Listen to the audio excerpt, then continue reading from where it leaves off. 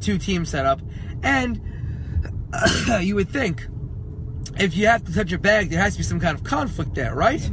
VOW, Status already said. That's West Virginia, I believe. So like you'd have to cross the ring to like touch the bag so that the guy's trying to stop you. No, it was literally in your corner. So the match starts, both people climb the ropes and just keep hitting their own fucking bag. Everybody gets in the ring and then it's a complete clusterfuck. The kicker on that is that Brooklyn Jeff won the match. Sold the most tickets, and he won the match. And of course, Jeff, because he was an idiot, takes the fucking money bag off the thing, and kayfabe, yeah, I won the money, you go to the back and that's it. Jeff opens the fucking bag up and gets mad that there's no actual money in there. So that's one. There is another table match involving Brooklyn Jeff, and I'll mention that in a bit. Joe, go ahead. Well, it's not only us that's involved in these matches, right? Any match that's bad now that's in Warriors or Gleasons? Or, I mean, yeah, one that might be easy for people to, like, reference or look up as well would be great. Gleason's, because a lot of our people, we talk about this all the time. About Warriors. We're going to go back to Dan in the Green, the first one. Oh, boy. Nero versus Marcos. Oh, boy. That was horrible. That was. But that was two green-ass kids that had no business wrestling each other. But still horrible. Yeah, I mean, that makes sense. It was horrible. Yeah, people can't look that one up, though. Jason Cross versus Thor. Ooh, I don't remember that. That opened up one of our first shows. Did it? Maybe the Woodshed match. That was the that was the opening show. That was the opening match on that show. Oh boy. JT Highlander versus anybody. But mainly the voice. Remember that? He couldn't even fucking. He used to go. JT Highlander used to come in with a Ford Explorer or something, back up to the fence in the parking lot of Fun Station with a cooler of beer, and get fucking lit. And then go wrestle a match. Marcus Alamo, fucking lit up again. Retard. So the other terrible match, and this one will be more fun for a lot because it involves a wrestling legend. So, Johnny Gleason's, they would always have these battle royals type matches to get all the green kids and ticket sellers in who couldn't work. And the final two on this match was supposed to be Raksha, the legendary Omen Raksha, and Brooklyn Jeff. They were the final two. I forgot who was supposed to win it. It didn't matter. Neither guy wanted to do the fucking job. So after eliminating other people, these two went another 10 minutes of shooting on each other in the fucking ring to try and either dump the person over the top rope or pin them. This is what went on. And Johnny is sitting there counting, 1 minute left. A minute goes by, 30 seconds left. Because neither guy wanted to do the fucking job to the other one. Who won the match? It was a draw. No one did the fucking job. I remember one time, Joe Delicious threw out Brooklyn Jeff in some battle royal bullshit, and he came in the back yelling, "I was supposed to win." I guess people just got tired of the bullshit over there.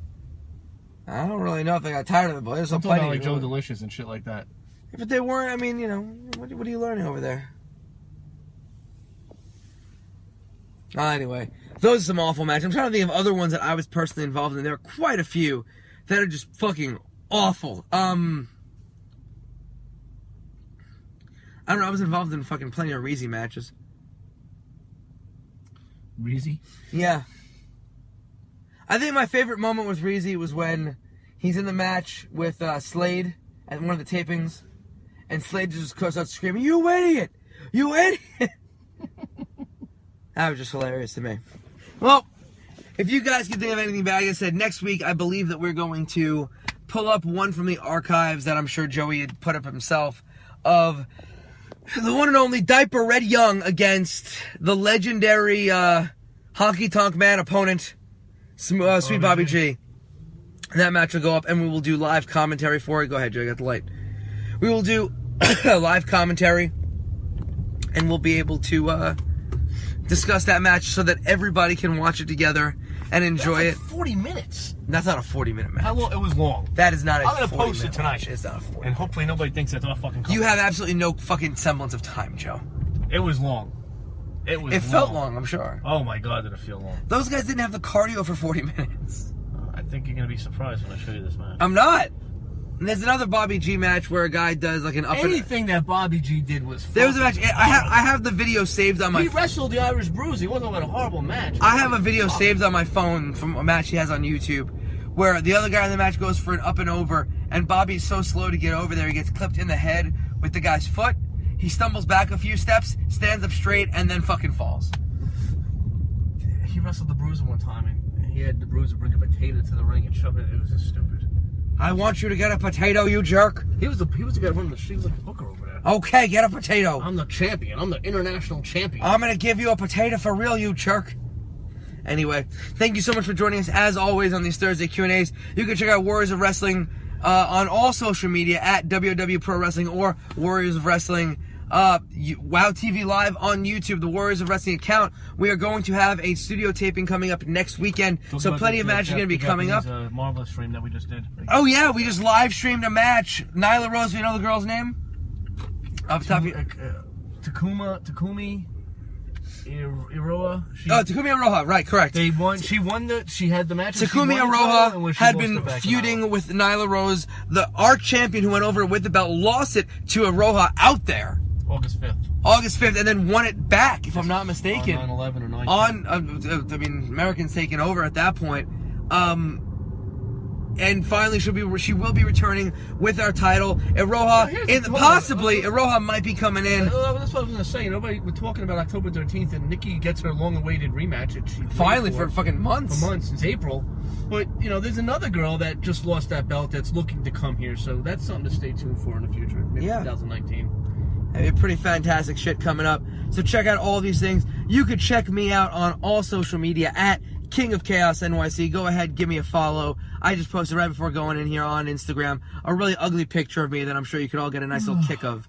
I am not anywhere this weekend. This is a weekend off, a rare weekend off for me. But next weekend, I will be at Synergy Wrestling and doing those Warrior tapings. Synergy Wrestling, myself versus Jeff Cannonball, the match that's going on everywhere because we just beat the piss out of each other so fucking well.